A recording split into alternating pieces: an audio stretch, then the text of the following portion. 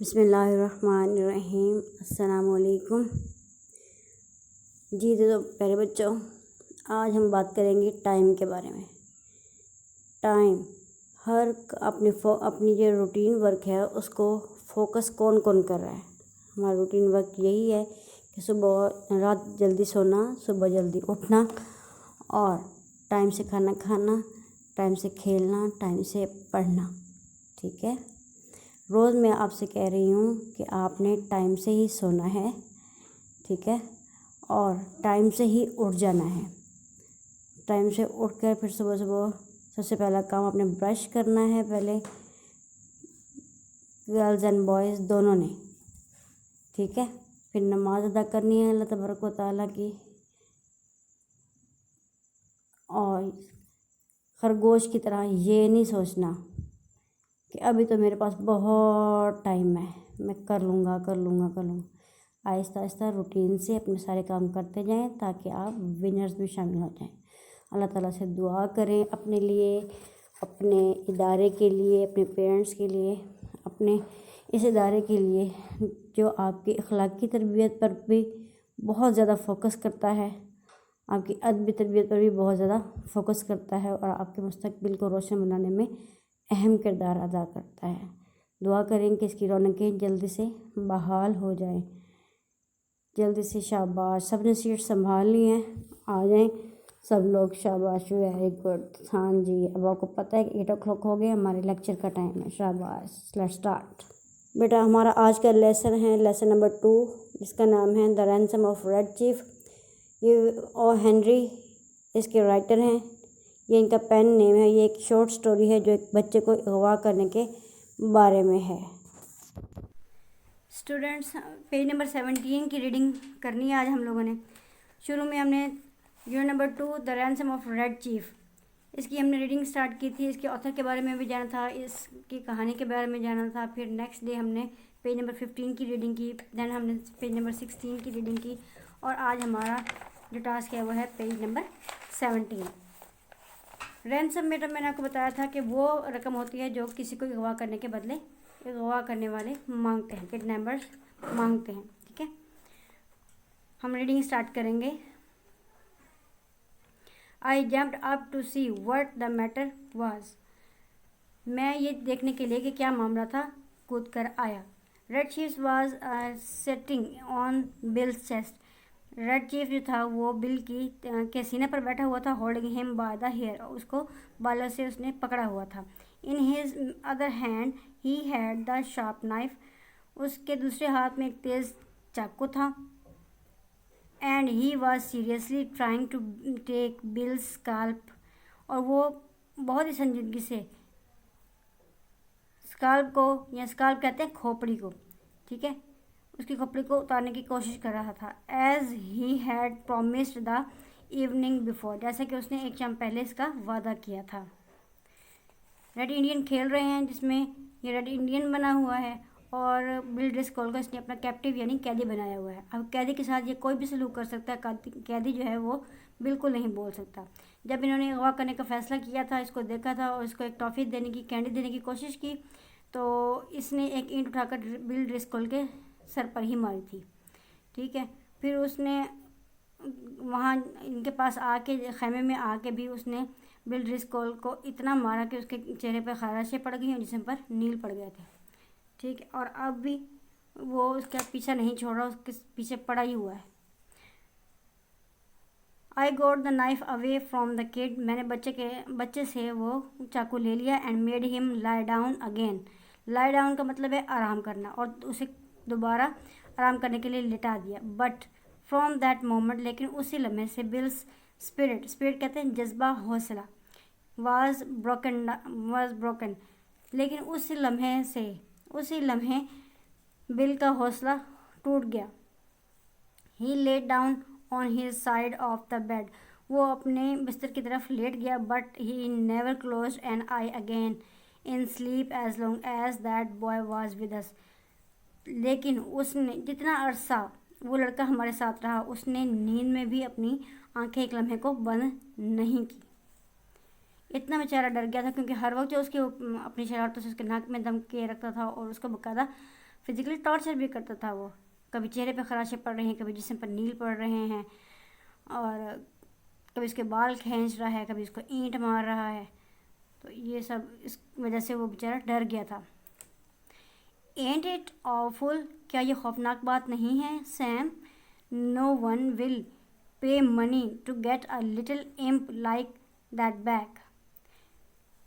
कि कोई भी इस शरीर बच्चे को वापस लेने के लिए रकम क्यों अदा करेगा? कि कोई, वो कह रहा है कि ये तो मुझे अजीब सी बात लगती है, कि ख़तरनाक सी बात लगती है कि कोई इस शरारती बच्चे को वापस लेने के लिए रकम अदा करेगा। हिज पेरेंट्स विल, उसके वालिदैन अदा करेंगे, सेज आई, मैंने कहा। I went to the top of the little mountain, मैं छोटी सी से पहाड़ के चोटी पर चढ़ा। एंड लुक्ड अराउंड, और इधर उधर देखा। ओवर टुवर्ड समिट की तरफ। I expected to see search party, मेरा ये ख्याल था, मैं ये देखना चाह रहा था कि कोई ना कोई तो इसको तलाश करने वाले ग्रोह मौजूद होंगे, जो इस बच्चे को, मतलब एक बच्चा गुम हो गया तो उसको देखने के लिए, तलाश करने के लिए लोग तो इधर उधर फिर रहे होंगे ना, उसको पूछने के लिए कि कहाँ गया बच्चा, किसके पास आया, किसके पास नहीं गया, ये चीज़ें।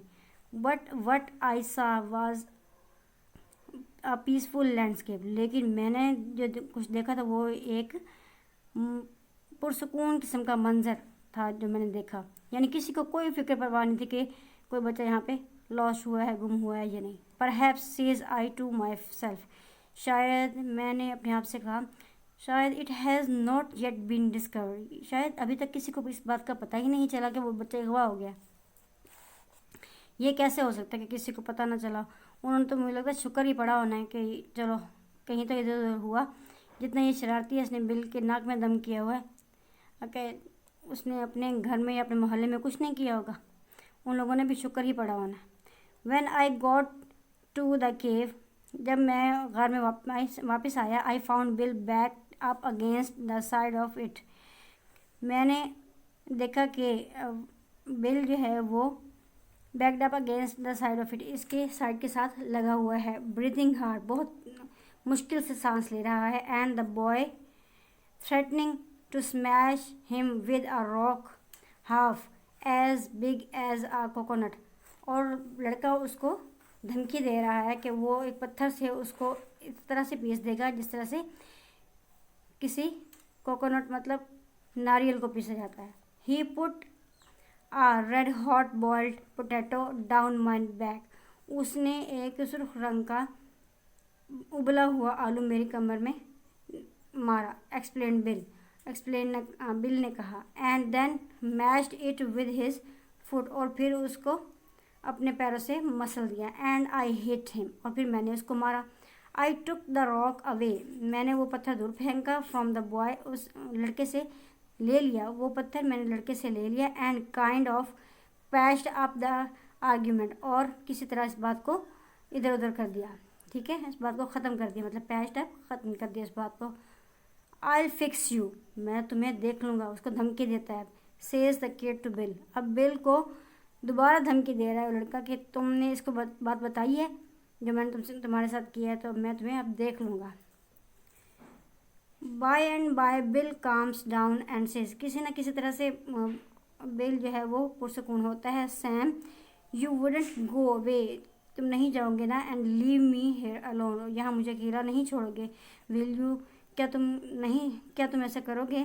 I went out and cot that boy, मैं ऊपर गया था। And cot that boy and shook him until his freckles Ratle, मैं ऊपर गया और उस बच्चे को उस वक्त तक हिलाया जब तक कि उसके जो तिलों से भरा हुआ चेहरा था वो उस पर डर दिखाई ना देने लगा। यानी उस वक्त तक मैंने उसको हिलाया, अच्छे से झंझोड़ा, जब तक कि बच्चा मुझसे डरने नहीं लग गया। इसका ये मतलब है, इफ़ यू डोंट बिहेव, अगर तुम तमीज़ का मुजाहरा नहीं करोगे, says I will take you straight home, तो मैं सीधा तुम्हें तुम्हारे घर छोड़ाऊंगा।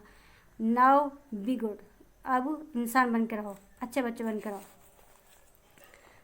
आई मेड हिम, मैंने उसे ये बात समझा दी। एंड बिल शेक हैंड्स, और बिल ने हाथ हिलाए, शेक हैंड्स, और बिल के साथ उसके दोस्ती करवा दी, मतलब शेक हैंड्स, हाथ मिला दिया, यानी दोस्ती करवा दी, ठीक है।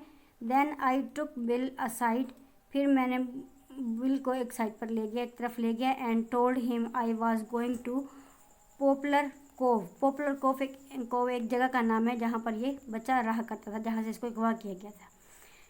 Popular Cove a little village 3 miles away, ठीक है। समिट से इसको अगवा किया गया था, लेकिन पॉपुलर कोव एक ऐसी जगह है जो 3 मील दूर है उससे। To find out what reaction the kidnapping had caused, कि इसके अगवा से वहाँ पर किस किस्म का रद्दमल सामने आया, ये देखने के लिए मैं उस जगह पर जा रहा हूँ। जगह का नाम है पॉपुलर कोव, जो कि 3 मील के फासले पर है, ठीक है। You know Sam says bill, bill कहता है कि तुम्हें पता है, I have stood by you in earthquakes, तुम्हें पता है कि मैं तुम्हारे साथ थी, मैंने हमेशा तुम्हारा साथ दिया है। कब कब? अर्थक्वेक्स, जलजलों में, फायर, आग में, फ्लड्स, सैलाब में, एंड साइक्लोन्स, तेज़ किस्म की आंधी को साइक्लोन कहते हैं, तेज़ आंधियों में भी। I never lost my nerves, मैंने अपनी असाब कभी नहीं खोई। Yet till we kidnap that kid, लेकिन सिर्फ उस वक्त तक जब तक हमने इस बच्चे को अगवा नहीं किया था। You wouldn't leave me long with him, तुम मुझे ज़्यादा अरसे तक उसके साथ नहीं छोड़ोगे। विल यू, क्या तुम ऐसा करोगे? ठीक है जी, आज का लेक्चर हमारा यहीं तक है।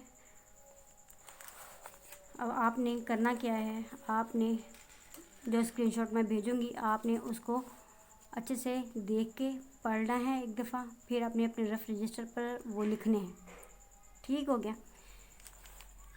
नीट कॉपी पर अभी नहीं लिखने, सिर्फ रफ रजिस्टर पर आपने लिखना है। और ये मैंने स्टार्स बना दिए हैं एक पैराग्राफ पर, यहाँ से यहाँ तक, ठीक है। ये आपने अपनी डिक्टेशन का, ये आपका डिक्टेशन है, डिक्टेशन के पैराग्राफ्स हैं आपके डिक्टेशन के, ठीक। ये हम डिक्टेशन अपनी नीट कॉपी पर राइट करेंगे। डिक्टेशन आप अपनी नीट कॉपी पर राइट करेंगे, और ओवरऑल ये इस पेज के ऊपर जितने भी वर्ड्स मीनिंग हैं वो आप अपने रफ रजिस्टर पर राइट करेंगे, ठीक है जी। समझ आ गई ना बात? क्लियर हो गई आपकी डायरी आपको? ठीक है, शाबाश, वेरी गुड। बेटा टाइम एक ऐसी चीज़, ऐसी प्रेशियस चीज़ है, कीमती चीज़ है, जो कि एक दफ़ा अगर चला गया तो फिर दोबारा से आपके पास वो नहीं आ सकता, इसीलिए B punctual. Time is valuable.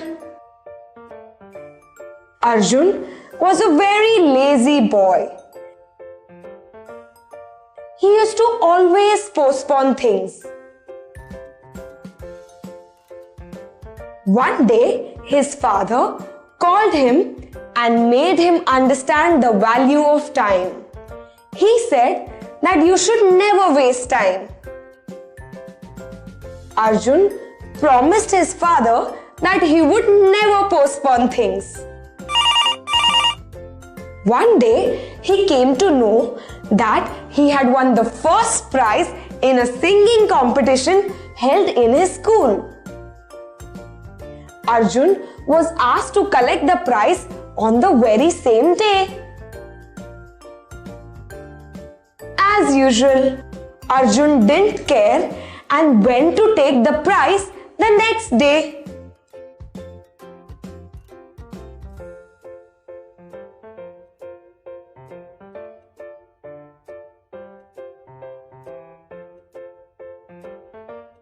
But now the prize was useless, as it was a ticket to a circus that was held on the previous day. And now Arjun learnt a lesson from this incident.